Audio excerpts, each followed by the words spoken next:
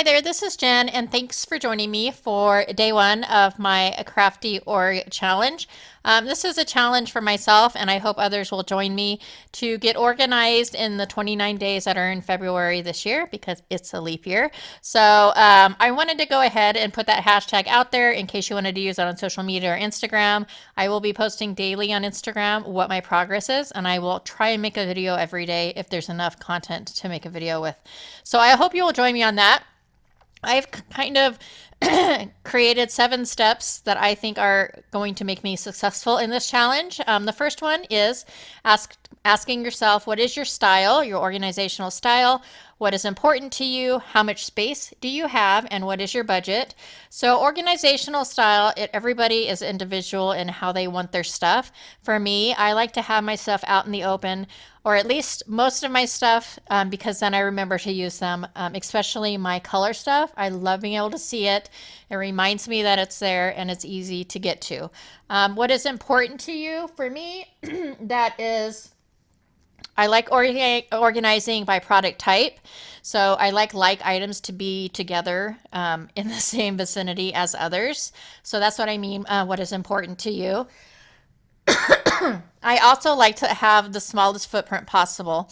So I always like to go small rather than go big as far as container types and things like that. Another thing to consider is how much space you have and what your budget is if you would need to purchase new containers or storage items. Number 2 is taking a mental inventory of whatever item you have. Research storage solutions, decide on storage type, location, and budget, and then dedicate yourself to that storage item. So taking a mental inventory of an item, say one thing at a time. So your stamps, you kind of probably know how many stamps you have. And then if you need a storage solution or you don't like your storage solution, that's just going on the internet and kind of researching. And I'm hoping through doing these videos that you'll get some ideas from me, but I know there's a lot of storage solutions out there. And then deciding on the type of storage, where you're going to put that item, and if it is in your budget to either purchase an item or reuse another storage item you already have on hand in your craft room. And then dedicate yourself to that storage item. What I mean by that after you've taken your mental inventory, you kind of have an idea of how big of a storage compartment or how you want to organize for that item or those items. And then dedicate yourself to that storage by only keeping the items that will fit in that container.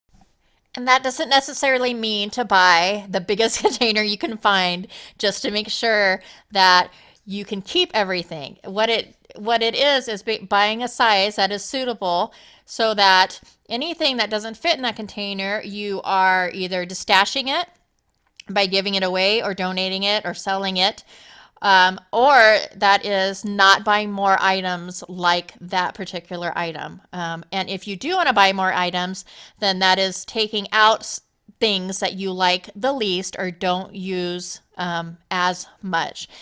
This has helped me a great deal in the past in not overbuying things. And when I have something in a container, and I don't always stick to this, but when I have something in a container, like you'll see in this video, how I have my shimmer powders, once that's filled or when my inventory book is filled, I will not buy any more. That brings me to number 3, which is destash, which I kind of talked about already.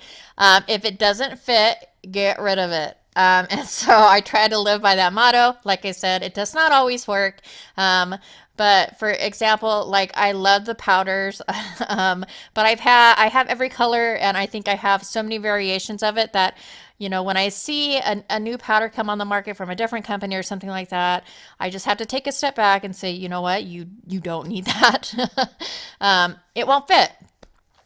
So that's number 3, destash. And if it doesn't fit in the container, then get rid of it. So number 4 in the steps to success is to take inventory and then put away and organize. So once you've gone through the first couple of steps and what you have remaining in your supplies is to make sure you have an inventory, whether that's an electronic inventory, a mental inventory, whether you have like a swatch book or something like that. It's always a great idea. I have bought multiples in the past by not knowing what I've had, and I'm sure a lot of people do that. So it's a good idea to have some sort of inventory of your supplies. However you organize it or organize that or do that portion is totally up to, how you like things done. But I think it's a great idea to help you keep track of your items is to take inventory. And then next, number 5 is give yourself a pat on the back, because if you've completed all of these steps, congratulations. It is not an easy thing. For me, what I'm going to do is do one thing at a time and not get distracted by the other things I find when I am organizing. So it's going to be easiest, at least for me, to sit here and do one item at a time. And then the next one is to stay organized. This is something that you have to stay on top of. I haven't, and my craft room, it's embarrassing. It's a huge mess.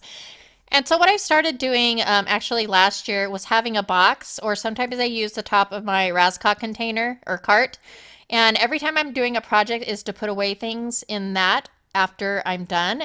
And then just, when I'm done with the project, just walk around the room and put everything away. Number 7 is repeat in 6 months. So I like to destash every 6 months. That's just me. But it's a good idea to kind of go through your stuff every once in a while and see what you no longer need. So for day 1 today, which is February 1st, 2020, I've gone through a small, kind of an easy area of my craft room, which needed to be gone through, but it is not that labor intensive. This probably, though, took me about an hour to do. And it's just this area. This is where I keep all my drops and my stickles and all of my kind of color things that I like to be able to see and grab like super quickly. And as you can see, the area in front of my containers is full. I've got dies up there. I've got die cuts. I've got a few stamps just loose, embossing powders. And then I have this rack on the wall, which I believe I got from Lowe's. It's just like a spice rack for the kitchen. And it has, I think this one has 4 or 5 shelves. It's super convenient. It's right by where I work. So I have all my sprays and things like that, which aren't too bad. I think that's pretty organized. But right here, this top shelf, who needs that much glue? I don't know. I don't even reach for that glue. And then I have other glue on my other twirly cart thing that I use. So that's what I'm organizing today. And I'm just going to go through and kind of show you how I've organized this stuff. So here is a before picture. A lot of disarray, it looks like. And so this is another before picture from the top.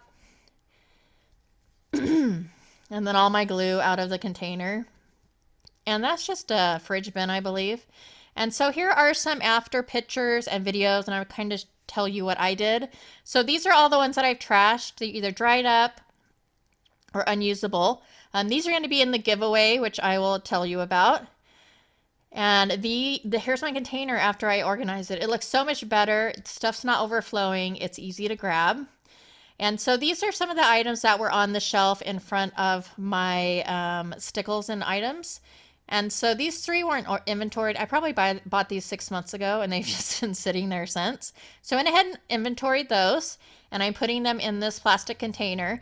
And this container is just, I believe I got it from probably the dollar store, the 99-cent store. And so I will just take that container, put everything away.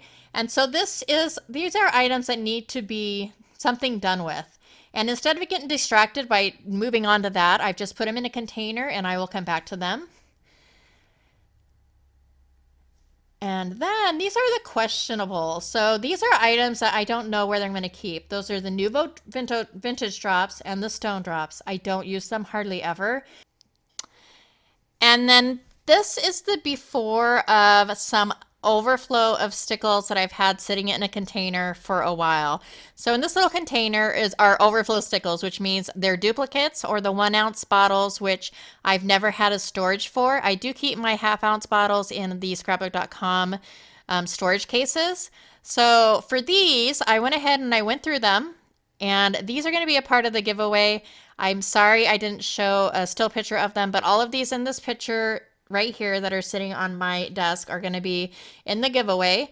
And this is what I've chosen to do with my 1 ounce bottles. I got this container from scrapbook.com during Christmas when they were doing a giveaway for it, or a freebie for it, and I got it free. And so I've gone ahead and put all of those in that container. And then this container is all of the items that I will be doing in a giveaway. But before I get onto that, I just wanted to show you, this is the cleaned up area. I did not get rid of any of these yet. And these aren't, my Stickles aren't here. I don't know, I think I said previously, these are all my drops and my liquid pearls and those items. And so here is my cleaned up glue area, which I just absolutely love. And then we've got my sprays. I didn't get rid of, I actually am getting rid of 2 dilution sprays, which I never use. So there's my distress sprays. I might go through this area later, but I didn't really go through any of that today.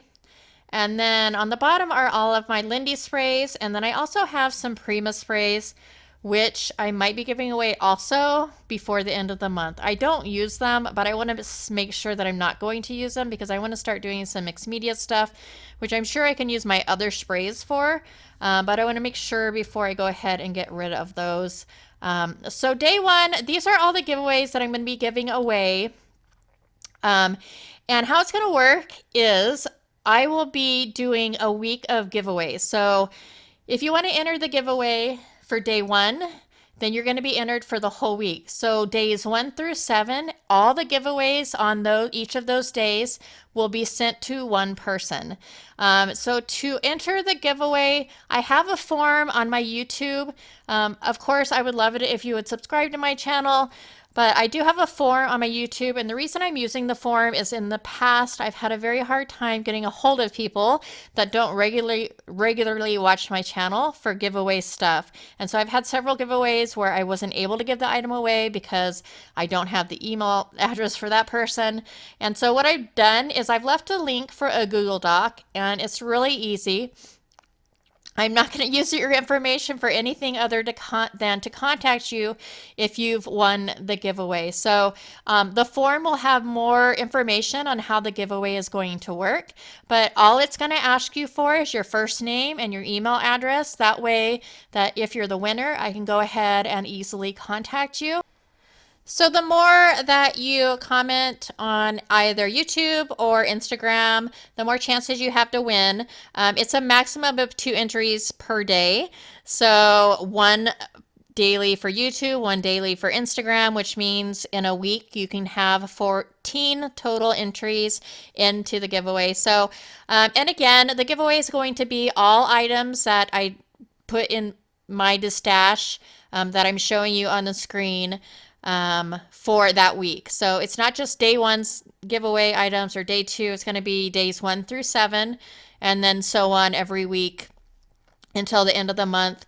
So there might be kind of a shorter one at the end of the month, but that's how I'm going to do it. So if you're interested in the giveaway, please go ahead and follow me and subscribe and let me know in your comments how you're doing or you know, anything, I guess. And then also please join me on this challenge if you're struggling or you're just starting out. I think it would be super helpful for everyone if we just support each other and give each other ideas. And it's nice. It's always nice to see what other people are doing for their organization, because while one thing might not be someone's style, it might be somebody else's. And just the way they do things, it's always a wealth of ideas and information. So I look forward to this month, and I'm hoping to get super organized. And at the end of it, I'm planning on doing another craft room tour. I haven't done one since I started my channel, so I thought it would be a good opportunity after that to go ahead and do a tour. But I guess that's it. Thank you so much for watching. If you liked this video or found it informative, please go ahead and give me a thumbs up.